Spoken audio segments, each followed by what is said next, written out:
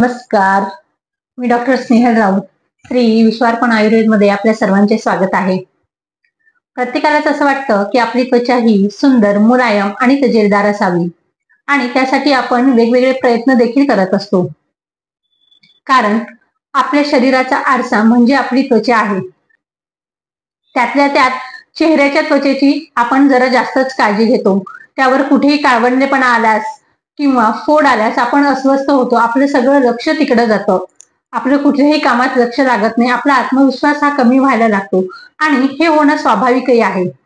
म्हणूनच आज आपण त्वचारोग होऊ नये म्हणून काय करावेत हे बघणार आहोत. आयुर्वेदामध्ये त्वचा रोगाचे वर्णन हे शूद्र रोगामध्ये केलेले आहे. त्वचा रोग हे त्रिदोष दूषित झाल्यामुळे होतो, तसेच रक्तदुष्टी झाल्यामुळे होतो.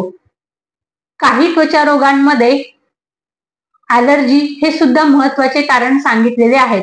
तसेच विविध जंतुदृष्टी, व्हायरल, बॅक्टेरियल आणि फंगस हे प्रत्यक्ष कारणे आहेत. व आजकालच्या दैनंदिन जीवनामध्ये वापरली जाणारी कॉस्मेटिक प्रोडक्ट्सचा अतिवापर, विरुद्ध अन्नपान, दूषित अन्न म्हणजेच जंक फूड, फास्ट फूड यांचे अतिसेवन केल्यामुळे रक्तदुष्टी ही होते. तसेच अपूर्ण झोप, मानसिक ताणतणाव व स्वच्छतेचा अभाव ही सगळी कारणे त्वचा रोगाला कारणीभूत ठरतात. सध्या व्यवहारामध्ये आढळणारा सोरायसिस सारखा मोठा आजार हा आपल्या प्रतिकार शक्तीला अतिउत्तेजना मिळून तयार होतो, म्हणून याला ऑटोइम्यून डिसीज असे म्हणतात. त्वचा रोग निराकरणासाठी निरामय मन आणि सात्विक आहार हा अत्यंत आवश्यक आहे. कारण आहारापासूनच सप्तधातूंची निर्मिती होते. ते म्हणजे रस, रक्त, मांस, मेद, अस्थि, मज्जा, शुक्र हे सप्तधातू आणि यापासूनच शरीराचे पोषण होते. म्हणून आहार हा नेहमी शुद्ध आणि सात्विकच असावा. तसेच यामध्ये वेगवेगळ्या फळांचा रस आणि ताजे ताक याचा सुद्धा आहारामध्ये समावेश असावा.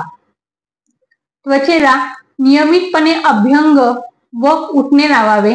यामुळे तुमची त्वचा ही नेहमी मऊ आणि तजेलदार राहील. तसेच बाहेरील कॉस्मेटिक प्रोडक्ट्सचा वापर न करता घरामध्ये केलेले फेस पॅकचा वापर तुम्ही करू शकता. यामध्ये गुलाब पाणी, मसूर डाळीचे पीठ व हळद याचा उपयोग तुम्ही करू शकता. यामधील हळद जी आहे ती जंतुनाशकाचं काम करते व तुमचा रंग सुधारतो. तसेच अनंता चूर्ण व मंजिष्ठा चूर्ण ही औषधी द्रव्ये तुम्ही रोज पोटात पाव चमचा घेतल्यास तुमचे रक्तशुद्धीचं काम होऊन त्वचा ही तजेलदार होते. अशाच नवनवीन माहिती सोबत आपण पुन्हा भेटूयात. धन्यवाद.